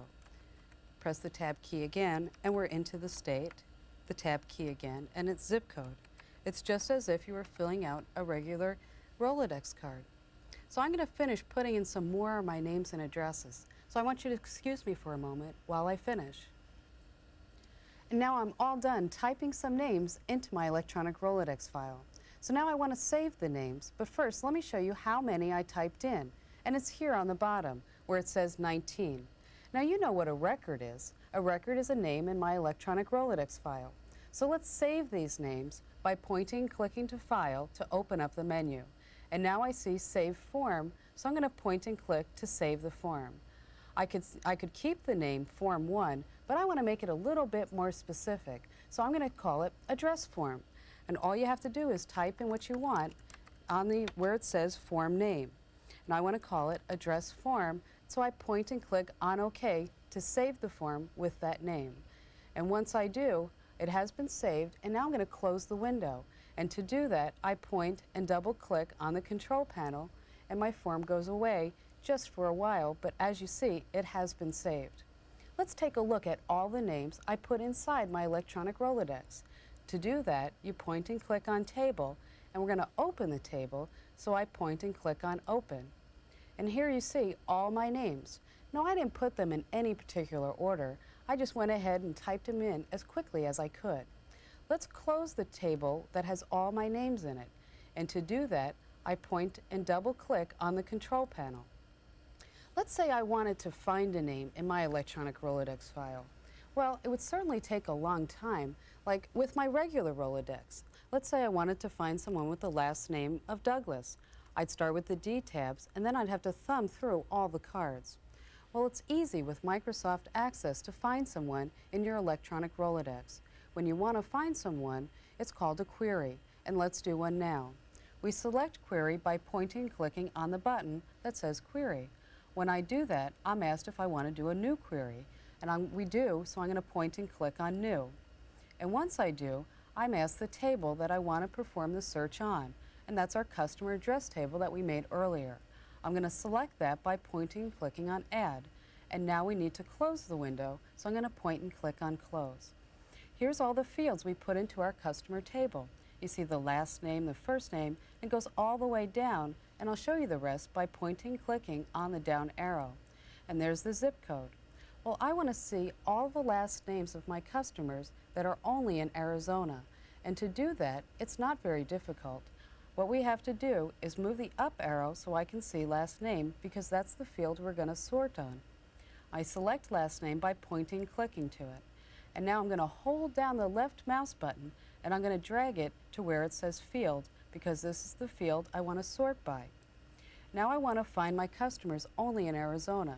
So I'm going to go down to where I see State. I'm going to select State by pointing and clicking to it. I'm going to hold down the left mouse button and drag the field named State all the way to here. Now we need to select the sort, and I move the cursor by pointing and clicking here. When I press the down arrow by pointing and clicking, I can see ascending and descending. Well, I want to select ascending because I want my last name sorted A to Z. To select it, all I do is point and click. Now these squares say that I want to show them, and when there's an X there, all it means is that I want to see them. Now here's my criteria. This sets up certain parameters on the search. For example, I only want to see the people in Arizona. So I'm going to move the cursor over here underneath the state, click the left mouse button to drop the cursor, and I'm going to type in AZ for Arizona. Once I type in AZ, I have everything all set up so that I can see the last names of all my customers in alphabetical order from only the state of Arizona. Now to perform this search, what we have to do is point and click on the exclamation point. When I point and click there, automatically Microsoft Access went through my electronic Rolodex and pulled up all the last names, put them in alphabetical order, and it's all sorted by state. But let's say a couple of weeks from now, and I want to do this search again. And over the last couple of weeks, well, I've added a whole bunch of customers only in Arizona, but my Arizona office says, hey, how many customers do we have? Well, what I want to do is I want to save this query, and to do that, I point and click on File, and I point and click on Save Query. And now I can give the query a name, and I'll call it Arizona Customers. So this way, anytime I want to see my customers the same way in Arizona, after I've added some names, all I have to do is use this query.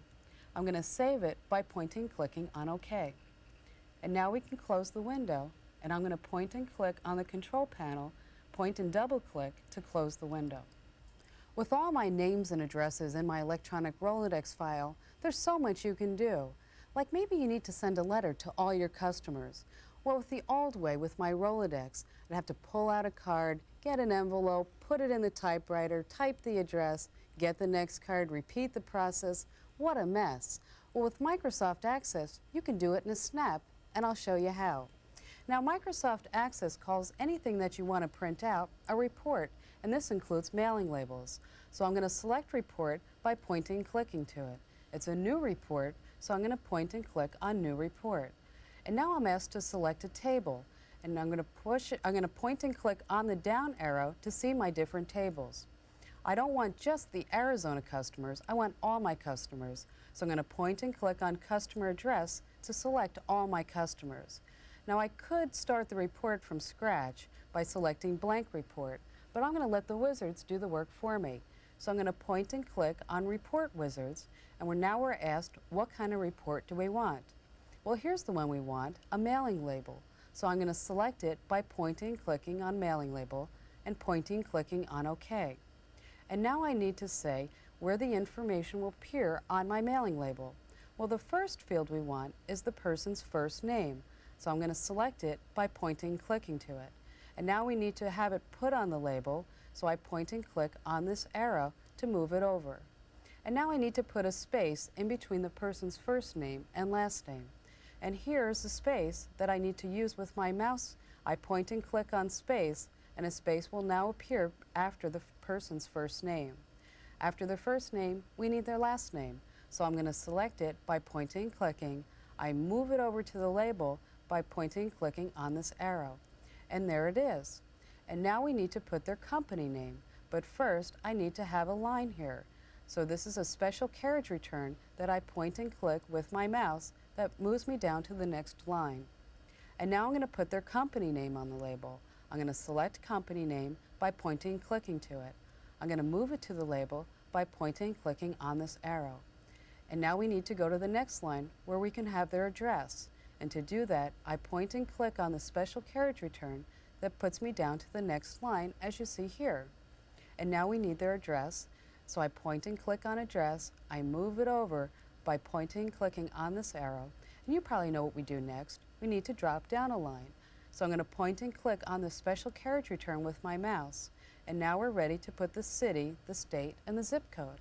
Well, first, I have to point and click on the down arrow until I see city, state, and zip. I'm going to select the city by pointing and clicking to it. I move it arrow by pointing and clicking on this arrow, and now we need to put a comma, and it's right here. I point and click on the comma, and there's my comma that will appear after the customer's city. And now we need a space, so I point and click on my space here, and there's my space. And now we need the state, so we select the state by pointing and clicking on state. We're going to move it over by pointing on the arrow, and now we need a couple of spaces in between the state and what will be the zip code. So I point and click on the space 2 times, and I see my 2 spaces right here. So now we need to select the zip code. So I'm going to point and click on zip code to select it. I'm going to move it over by pointing and clicking on this arrow, and now I have all the information that will appear on the label just as it should. So now I'm going to point and click on next. That brings me to a sort. I can sort all my names by different categories. I'm going to select it by the last name by pointing and clicking here, and now all my names will be sorted in alphabetical order. I point and click on next, and now I'm asked, what kind of labels do I have? Well, Avery is the name of a company that makes labels for your printer. And what you do, each Avery label has a different number associated with it. Well, the labels that I bought for my printer have the number 5160.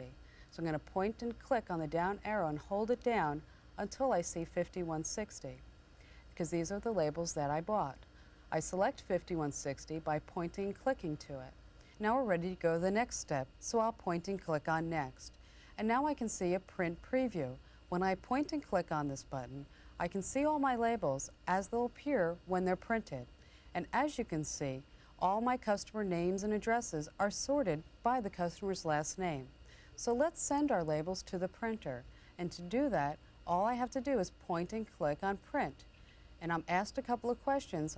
And if I want to print all the labels or just a few of the pages. Well, I want to print all my labels, so I'll keep it selected. I'm going to point and click on OK, and all my labels are being sent to my printer.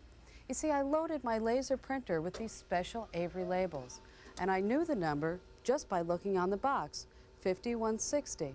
There's all kinds of labels for all types of printers. You just have to make sure that you get the right size.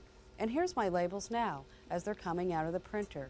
And you can see that each one is on a separate label, so all I have to do is peel off the label and put it on an envelope, and the envelope's ready to go.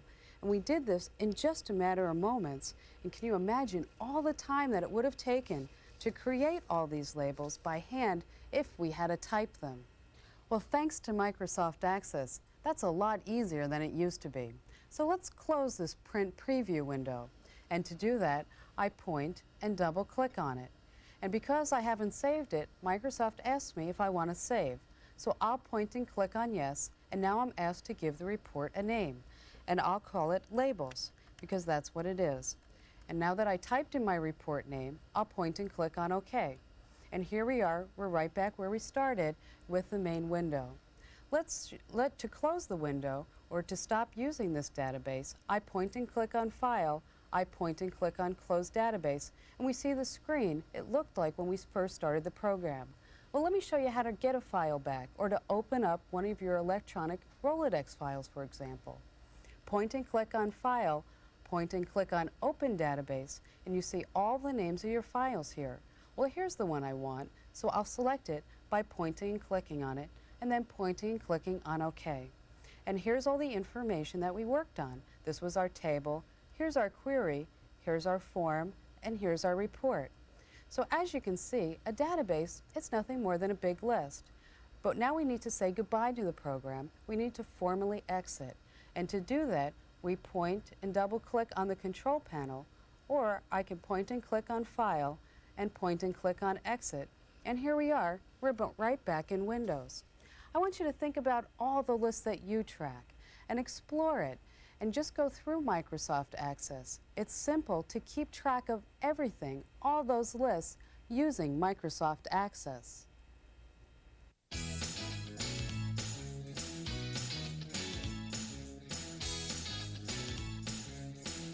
I recently read a very interesting survey. It said that people remember only 10% of what they read, only 20% of what they hear, only 30% of what they see, but 70% of what they see and hear. So when you need to make a point, you have to talk about it, and you also have to show it. Have you ever gone to any of those presentations where the person stands up in the front and all they do is talk, and you sit there trying to keep your eyes open? But that won't happen to you if you use a program called Harvard Graphics. With it, you'll create presentations that will keep people awake and that they'll also remember. Now, because Harvard Graphics works with Windows, it might be a good time to review Tape 1. So let's get started in Windows with the Program Manager up on the top of the screen. Inside, we see the Open Harvard Graphics box. Now, to start the program, we select the icon with the pie chart with the pie in it, and then point and double click to start the program. We get the hourglass. That means that Harvard Graphics is getting everything together that I need to create a presentation. Here on the first screen, I have a couple of options. I can create a presentation, or I can open a presentation, as you see in the file folder and the charts coming out of it. Well, we're going to create a new presentation, so I'm going to point and click on that button. And now we are getting ready to create our presentation. Harvard Graphics is going to ask us a couple of questions. First of all, we need to select a presentation style. We can accept this one but I'm going to change it to get a blue background. I'm going to point and click on Presentation Style, and here I see several options. All these are different backgrounds. Take, for example, beige. When I point and click on the beige style, I see the example over here on the template. If I point and click on brown boxes, for example, this is what this slide will look like. But I'm going to select a blue background, and that's this one. Point and click, and now I have this background that is blue in the back. I'm going to point and click on OK to accept this, and now we get to choose our chart type. And I'm going to select a title chart because this is the first slide of the presentation. So that's OK with me, so now I can select an option. These are all different kinds of title charts. Well, I'm going to select this one that has the big title and a subtitle that you'll see in just a while. Now I'm going to point and click on OK to go forward. And now I have to put in the information that will appear on my slide. This is the title, and my title is World Travel. We are going to be making a presentation about world travel. So I put this on my title chart just by typing. And now we put a subtitle. So I'm going to move the cursor down there by moving the mouse pointer and clicking the left mouse button. It's about World Travel's annual meeting. So I'm going to type in annual meeting that you'll see in our chart in just a while. In the footnote on a title chart, that's normally the date. I'm going to move the cursor by moving the mouse pointer and clicking the left mouse button. And the date of the meeting is spring 1994. When I point and click on OK, you'll see the information that we just typed in on our slide. A slide in a presentation is like a 35mm slide about your vacation.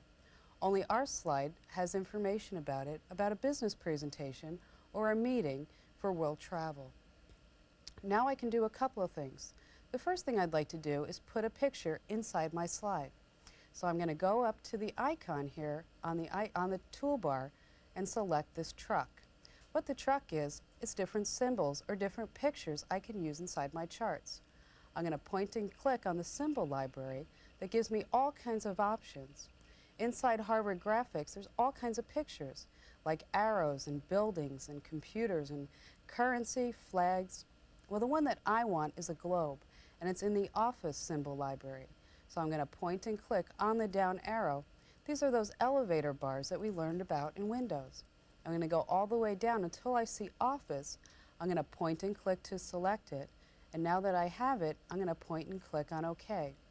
And soon we'll see all the pictures in the Office symbol library. There's a bookcase, a briefcase, but the globe that I want is down on the bottom. So I need to point and click on the down arrow until the globe appears. As you can see, there's all kinds of pictures, a cluttered desk, an executive chair, but I want the globe, and I think it's right here. Now that I see the globe, I have to select it, and I do that by pointing and clicking on the globe. We get a box around it, and this tells us that this is the symbol that we selected. I need to copy it to the slide so that it will appear on my slide. I'm going to point and click on Copy to Slide, so it'll appear on my World Travel title sheet. And now that it's there, I point and click on Exit. As you see, the globe is taking up a lot of space here.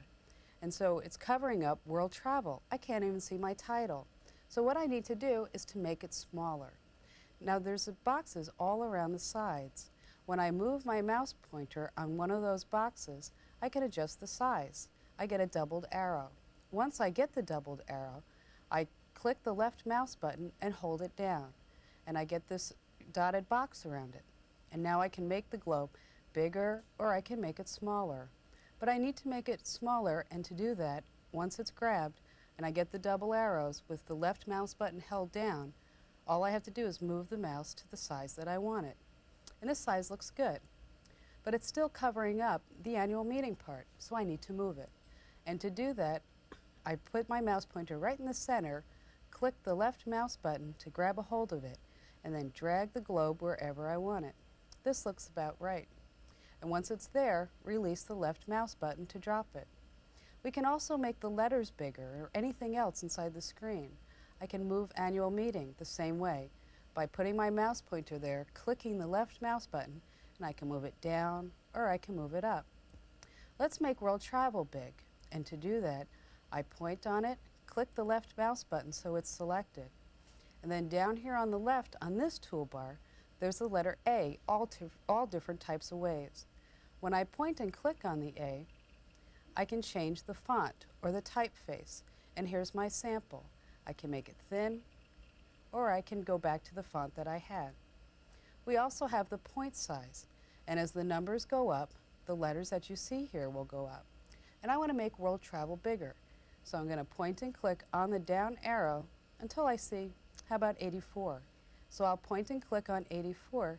Now you can hardly see the letters there, but you'll see world travel big as soon as we get there. I can select a style, and bold looks good to me. And I'll point and click on OK, and there you go. There's world travel so that everybody can see it. Now I need to make the next slide in my presentation. So I point and click on Add the Slide. And now we're going to create a pie chart.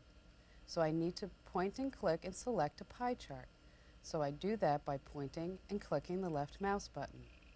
And here you see, soon you'll see on the left-hand side, a sample of a pie chart. And so this is what my second slide of my presentation will look like. So we have the pie chart selected. Now here's my different options or different types of pie charts. Well, I like the kind that has the piece taken out of it, and that's also three-dimensional. So I point and click on that, and then I can point and click on OK, because that's the pie chart that I've selected. And now we're ready to put the information that will go inside the pie chart. Labels, well, these are text, and values are the numbers that are associated to the labels. Well, the first label I want to put in is tours, because we're going to make a pie chart about all the travel agents and what they book at World Travel. So I'm going to type in tours, and the first thing I type in, that'll be the cutout piece of the pie chart. And now we need to put in the value, so I'm going to point and click on values so I can put in the percentage, or 22. And now we need to put in the rest of the labels in our pie chart. The next one are auto rentals. So I'll type in auto rentals because World Travel wants to track where all the travel agents are booking. So now we need to put in the values. So I point and click to go to that box, and 10% of the bookings for our travel agents are to auto rentals. And now we need to enter in air travel. Well, air travel is a lot of our travel agents' work. So I'm going to point and click, and I'll type in 43. The next one we need to do is cruises. Cruises are getting real popular, but they're not as popular as air travel. So I'll type in cruises, and now we need to put in the percentage. And I got there by pointing and clicking. And it's 20%. Now we need to put in the other category. Maybe this is trains and so forth. So I type in other, and then I'll point and click to enter in that value, or 5%. And now, as we did before, we have to put the titles on the chart so that people that are looking at the chart know what is inside the pie chart. So I have to move my mouse pointer up to the title, click the left mouse button, and I get a cursor, so this way I can type in the title. I'm going to type in travel agent bookings, but if you ever make a mistake, all you have to do is press the backspace key. So I type in travel agent bookings because this is the title of our chart. And now we need to put in the subtitle. Well, to give people a further understanding of what is in this pie chart, I'm going to type in national averages because that's what this chart is showing. Now we also can put in a footnote, and again, it's good to have a footnote if it relates to a time. And so this was for the year 1993. Now to delete the characters to the right, all I have to do is press the delete key. And I'll press the delete key until the word footnote is all gone. And so when I'm all done putting in all the information about my pie chart, all I do is point and click on OK, and Harvard Graphics shows me my pie chart that I just made, with travel agent bookings as the title, national averages as the subtitle, and all the tours and other, with all their percentages shown on the screen. And down here, it's my footnote. We're going to add one more slide to our presentation, so this way everybody knows what direction we're headed to. I'm going to add a slide by pointing and clicking there.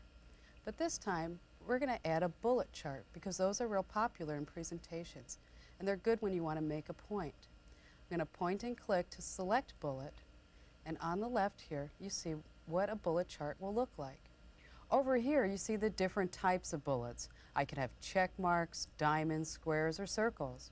I'm going to keep the selection, the circles, and just point and click on OK to put the information into our bullet chart. The first thing we need to put in are the bullets, or the destinations for world travel.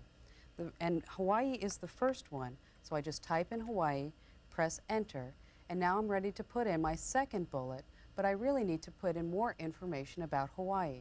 So I'm going to indent by pressing the Tab key and type in the Big Island, because World Travel has targeted the Big Island as a future tour destination. Press Enter, and now I'm ready to type in Maui, because World Travel likes Maui too. Press Enter again, and now I could either put in another island, but I need to talk about Europe. So I'm going to press Shift-Tab to move the indent to the margin. And now we're going to type in Europe, because this is another world travel destination. Press Enter, and now we're ready to put in information about Europe or another bullet item. I'm going to press Tab because we want to indent and type in London. And next, we're going to type in Rome. Press Enter, and we're ready to type in Rome. And we type in Rome, press Enter. There's one more destination World Travel likes, and that's the South Pacific. So I'm going to press Shift-Tab to put the bullet against the margin, type in the South Pacific, press Enter, press the Tab key because we have a couple of places in the South Pacific to talk about. The Tab key indents under the South Pacific, and I'm ready to type in Tahiti. Press Enter, and I'm ready to type in Fiji. And now we're ready to put the title on our bullet chart. First, I have to move the cursor up to the title area, and I do that by moving the mouse pointer and clicking the left mouse button. Now the title of this chart is New Tour Destinations. So I'm going to type in New Tour Destinations because this will appear on the top of my chart. Now I'm ready to type in the subtitle. I'm going to move the cursor there by moving the mouse pointer and clicking the left mouse button. Now the subtitle is Package Deals. These are deals that World Travel is putting together. Now I don't need a footnote on this slide, so I'm going to move the cursor there by pointing and clicking the left mouse button and then pressing the delete key until footnote is all gone. And now we're ready to see our bullet chart. I'm going to point and click on OK, and there's our bullet chart. There's our title, New Tour Destinations, our subtitle, Package Deals, and all the destinations for world travel that we just typed in. Now, because I have some time invested in putting this presentation and all these slides together, it's time to save the file. If I turn off my computer right now, well, my presentation won't be there, so I need to save the file. Well, on our toolbar, you probably guessed that there's an icon just to do this. It's this one, with the arrow pointing on the diskette. When I point and click there, Harvard Graphics asks me for a file name, and I'm going to call this one World, that stands for World Travel. And I'm going to point and click on OK so that Harvard Graphics save the file for me. And right here you see at the top the file name that we call this presentation with the file extension PRS. Harvard Graphics gives us that file extension automatically, so this way we know that it's a presentation. Now we want to look at our slides, almost as if it was a summer vacation. So I'm going to point and click on this button, the one with all the squares, and when I do, we see our presentation in the sequence that we just made it. This was our first slide, this was our second slide, and this was our third slide. Now I can move the slides around so that the sequence changes. And to do that, I point and click on the slide I want to move, hold down the left mouse button until you see that hand, and then just move the hand where you want it, maybe in the second position, release the left mouse button, and there you go. The slide that was number 3 is now number 2. To move it back, all I do is point and click the left mouse button, hold the left mouse button down and move the mouse, and you get that hand. Move it past the other one, release the left mouse button, and there you go. I mean, it sure beats moving those 35mm slides around on that tray. There's a whole bunch of things you can do, but let's take a look at our presentation. And to do that, I point and click here, but beforehand, I'm going to show you something that can really make your presentation stand out. That's this button. It's the edit the effects, edit the way that the slide presentation is shown. You'll see what I mean in a second. When I point and click there, I see all my slides in the way that they will appear as they are shown. Let's start with the first one, World Travel, that title chart. I'm going to point and click there, and there's my chart that we made right here. And now if we look under number 2, these are the slide effects. Now the draw effect is how it appears when it's shown on the screen, and the erase effect is how it disappears after it's shown on the monitor. Now this is the default, or what Harvard Graphics gives me automatically, but I want to change it. I want to make my presentation special. And to do that, I point and click on the down arrow that shows me all kinds of options. I'm going to select Rain Down by pointing and clicking on it. And so now you can see when this slide is first shown, it's going to look just like this until it looks like this, all shown on the screen. And now we're going to change the way that it's erased on the screen. We do it the same way. We point and click on the down arrow, and I'm going to make it Rain Up. So I point and click on Rain Up. So this is the way that our slide will be drawn on our screen. Now we also have to say how long the slide display time is. And I drop my cursor there by pointing and clicking the left mouse button. Well, I want the slide to be shown for 5 seconds. So I type in 5, and I'm all ready to work with the second slide, which is the travel agent bookings. I'm going to select the second slide by pointing and clicking to it. And now we'll select the way that the screen will be shown. We point and click on the down arrow because I want to change the way that it appears. So I'm going to point and click on the up arrow until I see Open Horizontal. Point and click on Open Horizontal, and this is the way that the second slide will look as it's going through the presentation. Now we want to change the way it's erased off the screen. Point and click on the down arrow, and I'm going to choose Close Horizontal, but we need to go up to the C's. So I'm going to point and click on the up arrow until we find the C's, and there it is, Close Horizontal. Point and click on Close Horizontal, and now we're ready to put in the slide display time. I put my cursor there by pointing and clicking the left mouse button. I'd like this slide shown 5 seconds too, just like the first slide. So I type in 5 for 5 seconds, and now I'm ready to work on the third slide. Point and click on the third slide to select it, and we're going to do the same thing. We're going to change the effects of the slide as the presentation is going. I'm going to change the default, or what Harvard Graphics gave me, by pointing and clicking on the down arrow. We're going to point and click on the up arrow until we see Fade. And there's Fade. I'm going to choose Fade by pointing and clicking on it. And that's the way Fade will look. But let's change the erase effect too. Point and click on the down arrow, and I want to choose Fade Down. So we're going to go all the way up until we see it. Point and click on Fade Down, and we're ready to put in the slide display time. I'm going to put the cursor there by pointing and clicking the left mouse button. We'll show this slide for 5 seconds too. And now that we're all done, I'm going to point and click on OK because we're all done working with the effects. And now we're ready to see our slide presentation. Let's start from the beginning by moving the slide selected all the way to the front one, or the first slide. I'm going to point and click on World Travel, which is the first slide. And now we're ready to see our slide presentation. And that's this button. It almost looks like a screen that you'd show a regular movie or home vacation on. When I point and click there, you see my slide presentation with all the effects in just a moment. Harvard Graphics is working on getting the presentation on my screen. That was Rain Down, and you can see it looks really great. And soon we'll be seeing the second slide that will open horizontally. And there's a lot you can do with this. Think about if you were giving a presentation and all this was shown on the screen. I mean, I don't think anybody could fall asleep if you were explaining all the new tour destinations that appeared like that on the screen.